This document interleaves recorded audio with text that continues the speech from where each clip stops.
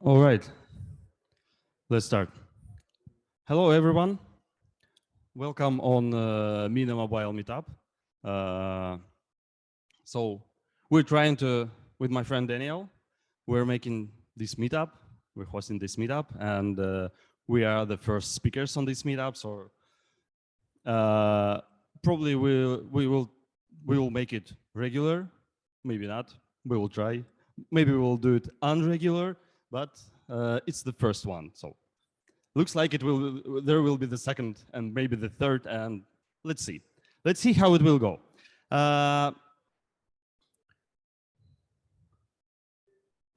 What we will talk about today, we will talk about some Android internal thing and about Jetpack Compose, about how to make a design system on Jetpack Compose. And the first speech will be from me. My name is Anton Dudakov. I'm software engineer in Zena. On my next slide, I will talk about, I will say a couple words about Zena, but what I'm doing now. Previously, I was working in Sberbank in devices department, where I was responsible for system software for devices. Sberbank is the biggest Russian bank, and as I remember, biggest in the Western Union. Yeah, sounds interesting. In the Western Europe bank, and before Sberbank, I was working in Yandex in automotive department, where I was responsible for making devices, for software for devices. So all the devices are based on Android, so I know deeply how Android works inside because I had some experience with it. And also, I'm a part of Russian podcast, of Android Dev podcast. It's the first Russian Android podcast. Yeah. And what is Zena? In Zena, we're making the app that can replace cash. It's not just an app. It's a system. It's a financial freedom for this region. And it's already alive. You can download it from App Store, and it will be available for download in Google Play very, very soon. So stay tuned. All right, let's go. I called my speech "How Android apps talk to each other." So actually, the speech is about inter-process communication, because different apps, probably you have different apps, probably have different processes in one app, and you need to handle with it somehow. You need to call some functions from one process to another. And but actually, you cannot just call the function from one process to another just directly. No, because you live in different parts of memory of the operating system, and you cannot just share some data in RAM or somehow else the fast way. So you need to find something to get the communication between apps. And what IPC can offer for you? IPC gives you a way how to call the functions, how to share data, how to run another app and get the result. But how they work internally, I will talk about it. What API Android can offer for you? Of course, you can use not only Android API, you can use some another API, some Linux API. You can use files, or you can use your backend to share data and call functions from one application to another. But we'll talk about Android and about its internals. There are some ways, and we will talk about each of these option, how to deal with IPC. But before we go further, what is under the hood? In every IPC call, everything works through the binder. In Android, everything works through the binder. Binder, it looks like a device in Linux system. So it is in devices folder. So it looks like a device, but actually it's a driver, it's a software. It's a software which provides the communication between processes. To go from one process to another, you need to go through the binder. You need to connect to binder, and binder will handle it and will send your data or your call to another process. You cannot do it directly, only through the binder. And the first type is very simple way. I believe all of you one day try this, and I believe many of you have a lot of wrote already a lot of code with these lines, with lines like this. So just start one activity from another. Only 3 lines of code, and they can be even less. There can be only 2 lines of code. Very simple, very simple. Run, and it call this, and it runs another app, another activity. But under the hood, under this simplicity, how does it work? Actually, it works something like this. From your activity, from your application, you call start activity for result. And this call goes to the activity manager service. It's a service, and it's a service in the operating system, and it works in the system process. So your call goes to this process and asks activity manager to start the app. Activity manager finds the proper activity and starts this activity. Then activity works, finishes, sets the result, and then it finishes. And then activity manager just returns you the result of this activity. But as I said, activity manager works in separate process. And this schema will show you how it works between the processes. Actually, you cannot just call the activity manager service from your process. As I said, you cannot just call directly the function from one app in another. And these are different apps, actually. Your app and the system process. It's different apps, different processes, and you cannot call. And it works, but you have in your app, in the context, you already have activity manager proxy. And this proxy handles all your calls. When you call start activity for result, it actually from context goes to the activity manager proxy.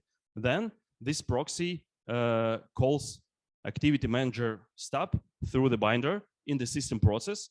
It goes through the binder to activity manager stop. And this activity manager stop, this class already calls start activity on activity manager service because it's already in the system process. And then activity manager service finds the proper application, starts this application, and then when application started, it gives to the activity manager service through its proxy. It gives the application itself, the application's proxy, and then activity manager service can call launch activity when it already has a link to the activity. Everything goes through the binder, not directly through the binder. On the next slide, I will show how. Then activity works, then it finishes and says the result. Once it finished, the call about the activity finished goes to the activity manager service through the binder to activity manager stop at first, and then activity manager stop calls activity manager service, and then activity manager service returns the call to the first application, to the first process through the binder to the application stop, and then activity gets the result. But you can ask, where's the binder here? It's in the middle. It's in the middle between the processes. There is a binder. How does it work in the binder? As I said, for application number 1, first application or your application, sometimes I will say your application, sometimes I will say application number 1 or first application. Yeah, it's it's the same. Your application already has activity manager proxy with the binder link inside. And when you call start activity for result, actually activity manager proxy runs a transaction on the binder device. As I said, it's not actually a device, it's a driver, and actually it's a software. It runs a transaction on a binder on the software, transaction number something, on the description number, no, description something. Description is a string, transaction is a number.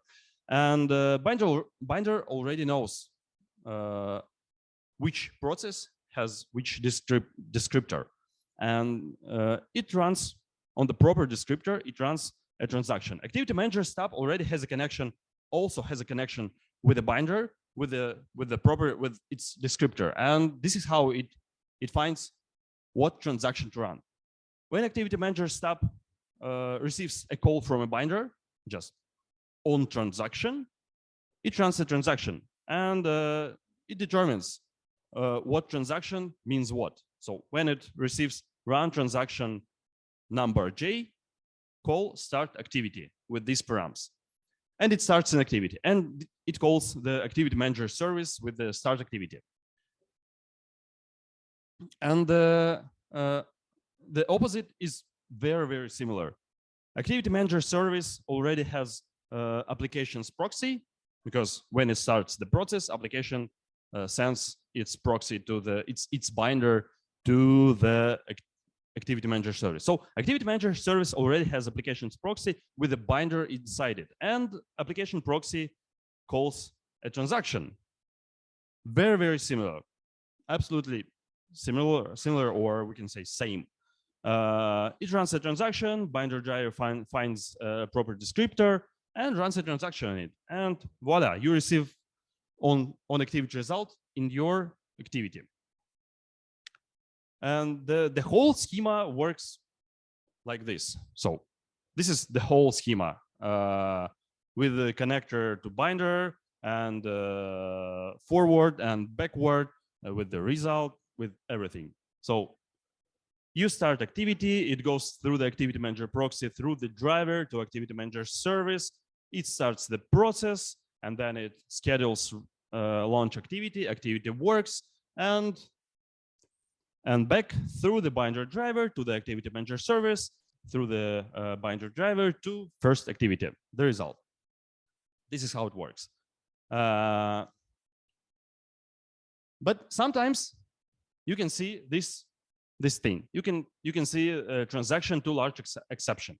Why it happens? Because every time when a new process is created, it created with some amount of memory for the binder. So how much memory it can transfer through the binder. And actually, when you open process state.cpp file in Android sources, you can find this line. It's the binder driver already defined. It's 1 megabyte minus something. Actually, minus in previous versions it was 4 kilobytes, so it's 1 megabyte minus 4 kilobytes. But in current version, it's just configured somewhere in the system. But anyway, it's around same size. Of course, devices manufacturers can define different amount of data, but you need to it will be not it probably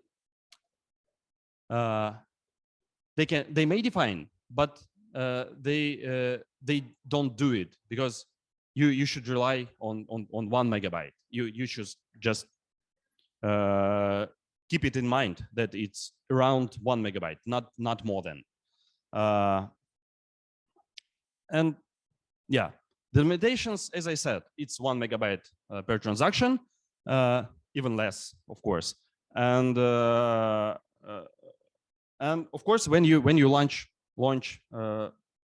another app in another process, the system, the user will leave your app, and the system can kill your app. You just should prepare. You should be prepared for this. And you can share the data that you can put to the bundle. It's primitives, strings, serializables, parsellables, and lists of these classes. And the main purpose, it's obvious, start activity for result, or start activity you should use for starting activity, of course. Next, send broadcast. Actually, 3 lines of code. Oh, 4. But actually, it can be 2, of course. Very similar. Just a couple lines of code to send a broadcast.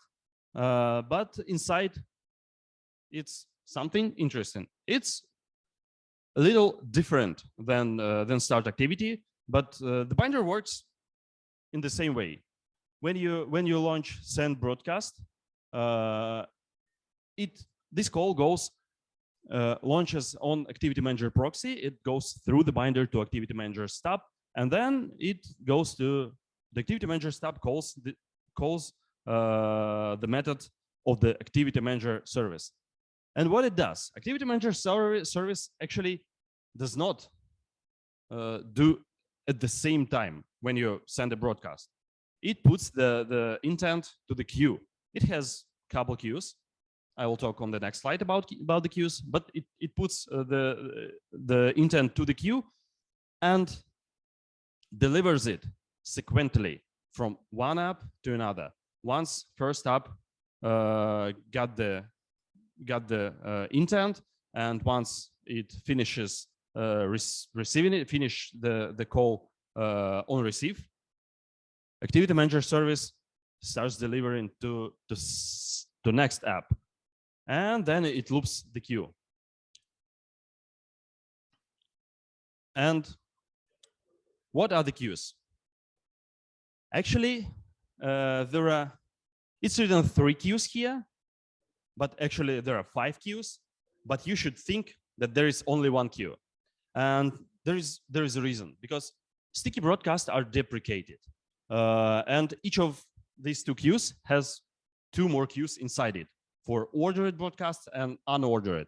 But mostly, so foreground broadcast, if you add a flag that to intent that it should be foreground broadcast, then the app that receives a broadcast will launch in with a foreground priority for, of course, for not a big amount of time, but it will have a priority of foreground. And background it's just a broadcast. But as I said, you should think that there is only 1 queue in the system for the performance reason, because all the apps use same queues. If there is 100 apps that sends 100 broadcasts, there will be a lot of broadcasts in 1 queue, or even in 2, doesn't matter. And when the receiver apps starts serving this, start receiving this broadcast, the system will deliver them one by one to each app, each broadcast, and all of them will be sequentially. And you need to remember that it can take a long time to deliver a broadcast. When I say a long time, it's really long time. It can be more than a minute, because if there are a lot of broadcasts in the system still will work sequentially. Yeah, and these are limitations, of course. Same limitations as for activity about what data can we share, and same about the size, 1 megabyte, because it goes through the binder also. So this is why we have a limitation of 1 megabyte and the data. And of course, the time of delivering, as I said, is not guaranteed. It's fully asynchronous. Nothing guaranteed for you. So better. It's better to think that there's 1 queue, and you can slow down the whole system if you plan to send a lot of broadcasts. And when it's fine to use broadcast. Of course, when you want to receive some notifications from system, there's nothing to do with it. You can only use broadcast. And when you not care about the delivery time, you can use it. But as I said, don't use it a lot because you can slow down the whole system. The next part, AIDL. This is a more custom way to make RPC. This is how it works. This is how you can get your own stub and proxy and go through the binder from one app to another and call functions from one app to another. This and how it works. Yeah, couple lines of code.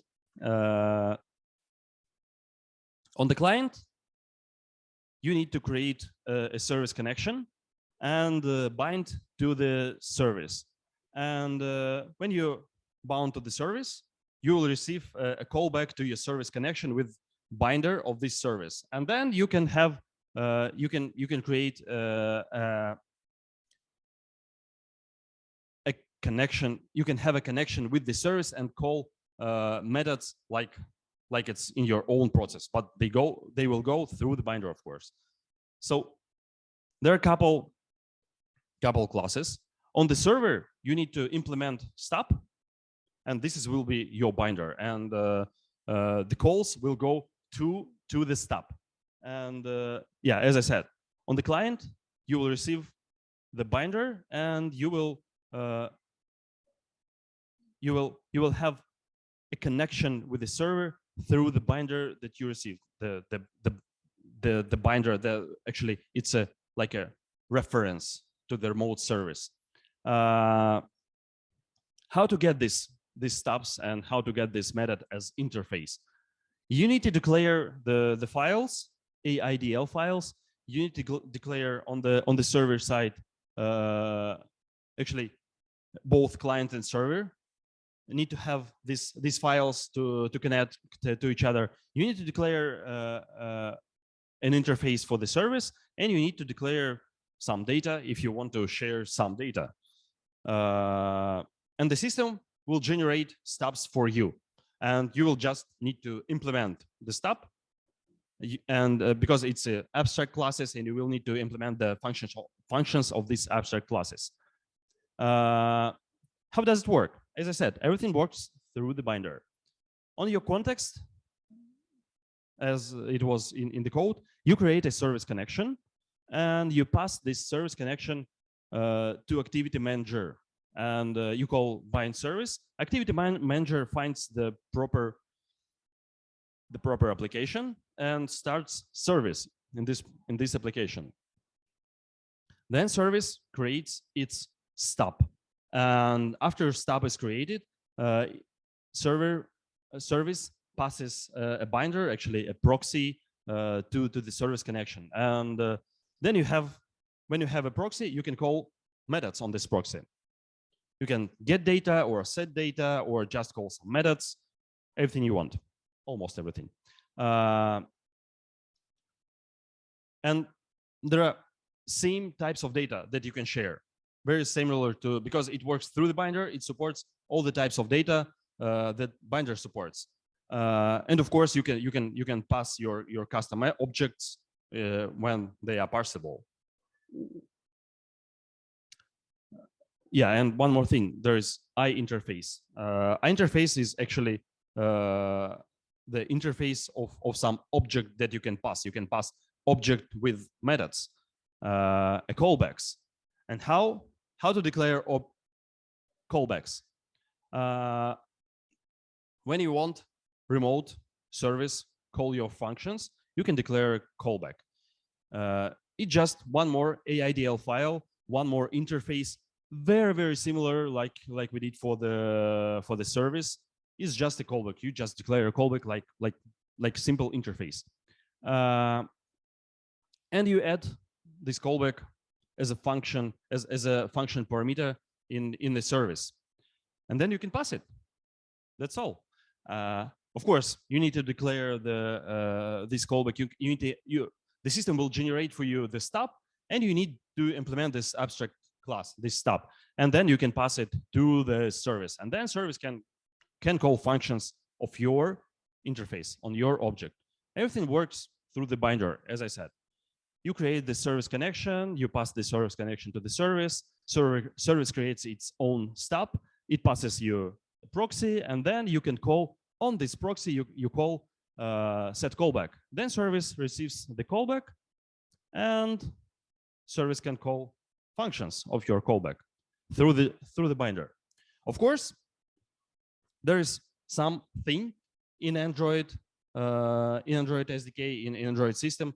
There is an object called messenger.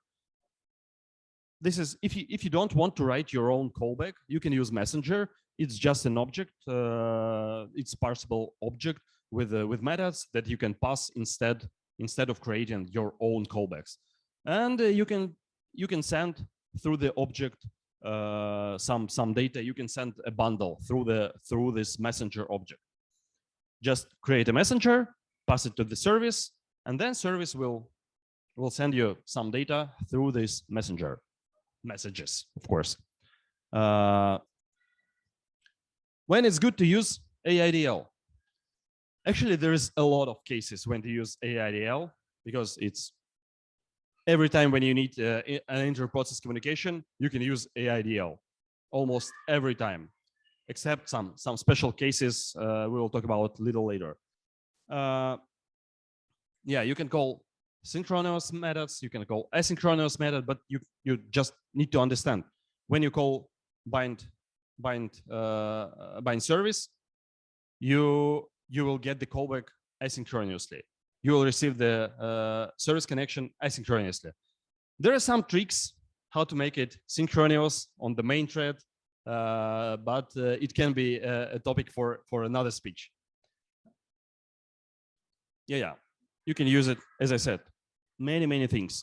And the limitations on object size is the same, because it works through the binder. It has the limitation of 1 megabyte, minus 4 kilobyte.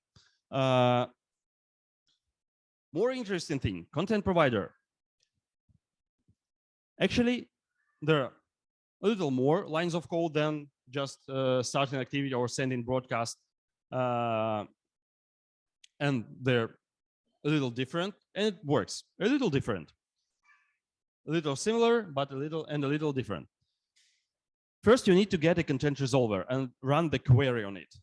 Then you will receive a cursor, and then you iterate through the cursor and get the data from this cursor. On the server side, you just create a cursor and return it to the caller. And how it works? Through the binder, of course. As I said, everything works through the binder. First, you want to run a query. You run this query on the content resolver, and content resolver goes to activity manager and finds the proper content provider proxy. Then you receive a content provider proxy. You already heard it about proxies and stubs. And when you have a content provider proxy, you can call the query on this proxy through the binder directly, without activity manager. Activity manager just need to find it. And you run this query, and this query goes through the binder to the content provider stub, of course, but you already know about it. This is why I don't show it on this slide. And content providers runs when you create a cursor and give a cursor back. Actually, content provider creates a bulk cursor. Doesn't matter which cursor do you use. Do you create a matrix cursor, as I did in my example, or do you create or do you get a cursor from a database? Doesn't matter. Content provider always creates bulk cursor. And then it returns you a cursor proxy. Of course, proxies, stubs, binder, everything works like this. And then when you start iterating through the cursor, you call move to first. And this call goes through the binder proxy to through the bulk cursor proxy to the bulk cursor, and it moves to the first, this cursor. What's next? Bulk cursor creates a new cursor window. And this is a parsable object. And this parsable objects creates some block of data, 2 megabytes of data. I think you already you remember that I've said that everything works through the binder. Not everything actually. This thing works not through the binder, but through the HMEM, asynchronous shared memory. It's a Linux mechanism to share some data between apps. So the cursor window creates the block of data of 2 megabytes of data in the anonymous shared memory. It's a Linux mechanism, as I said, and it fills it with the data, with the binary data. And then you receive this cursor window, which I said it's a parsable object. Then it goes easier through the binder, and it has a reference, a parsable reference to the block of data. And then the cursor window that you already have, it filled with a block of data from this block, with that data that was shared with the cursor window on the by the application 2, not your is application 1. This is how it works. Not through the binder actually, but through the Linux mechanism. And actually, there is a limitation of 2 megabytes per line, but you can have as much lines as you need. But each line should be 2 megabytes because of the limitation, because it creates 2 megabytes of data. It's configured in the Android. You can share actually some primitives and some bytes or some binary data actually, and it was created to share the data, of course, to share structured data from the database or something like this. Actually, there is some more thing in the content provider. There is a method call in the content provider. Actually, instead of calling query, you can call on the content provider and get the bundle. And this is a synchronous method.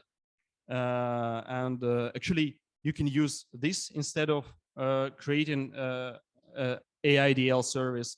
In this case, you will not need to create a service, and this will be just directly without waiting a service connection, and you can just call it. There is one more interesting thing in the content provider. There is ability to share data, to share files through the content provider without permissions, without getting permissions to the files. Between two apps, between two processes, share just a stream of data. There is a method in the content provider, it's called open file. You just override it and pass some stream. Actually, to pass a stream, you need to create a pipe. The call create pipe, it's a static method in the content provider, and inside it creates a pipe with help of operating system API. And you receive two file with when you call this method, you will receive two file descriptors, one for reading and another one for writing.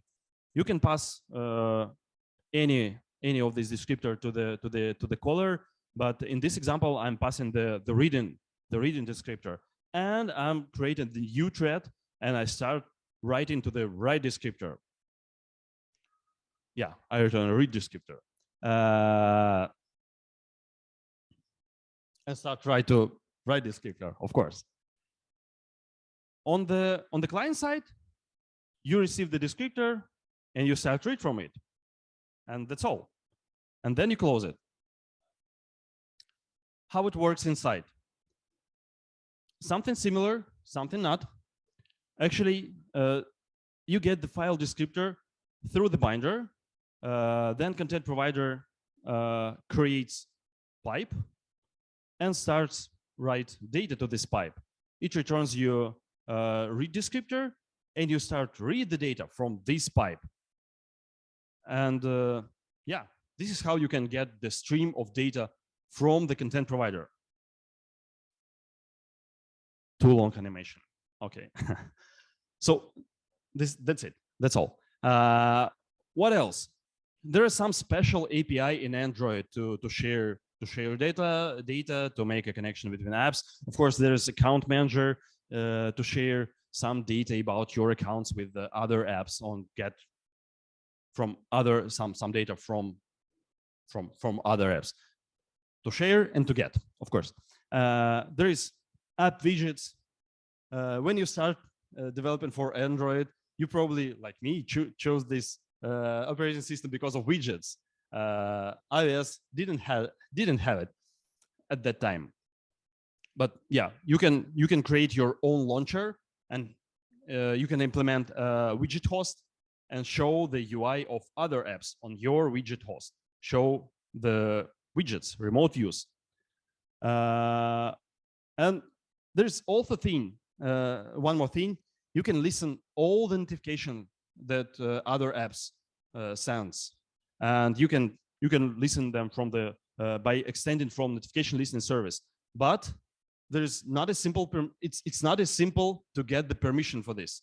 You can open special permissions activity for the user and ask the user, please give us a permission. Go to this screen and put this check mark. It's really, it's not easy, but you need it. Actually, smartwatches, Android Auto uses this mechanism to show the notifications for you on watches or in the car or somewhere, maybe something else. There's, and one more thing that actually you need to implement notification listener service to use it because it works through the notification mechanism. Media session on the modern Android and old Android was using remote controller. It's a mechanism to control media apps. So to start playing, to control the playback, to choose the track. Actually, many things uses this mechanism. Of course, Android Auto in cars, of course, smartwatches, and Bluetooth mechanism also uses this thing to show the choosing the track. It also, Bluetooth mechanism also uses media session. I can talk a lot about media sessions, but it can be in another speech. Yeah. And what we have, I hope after this speech, you will, it was useful, and you will use the proper methods to make an IPC in proper cases. So please choose the correct ones when you need something special, or not even special. Thank you very much.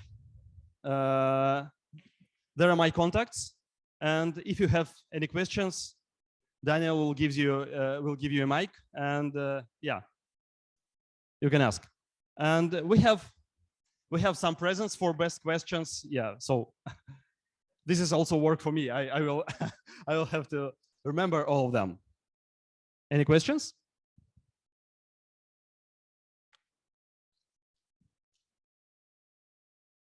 Talal, you have a question?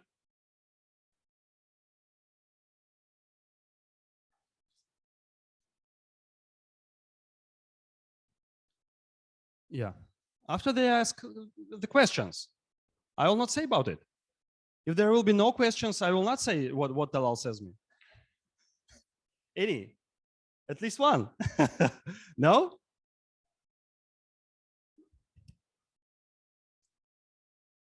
Was it boring? Did you like it? Was it boring?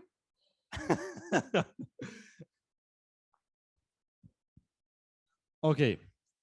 Talal says me that there is a pizza behind you, and yeah, what about our Z fridge? Does it work? Yeah, cool. So there is a pizza and there is a lemonade. We built it on our own, in the lemonade in our own vending machine. It's really cheap. Don't worry about it. We built it on our own technologies of Zena. And if you still have questions, if you have questions, but you don't want to ask them publicly, you can ask them personally while we will switch in the slides, and Daniel, please prepare for your speech. And yeah, thank you very much.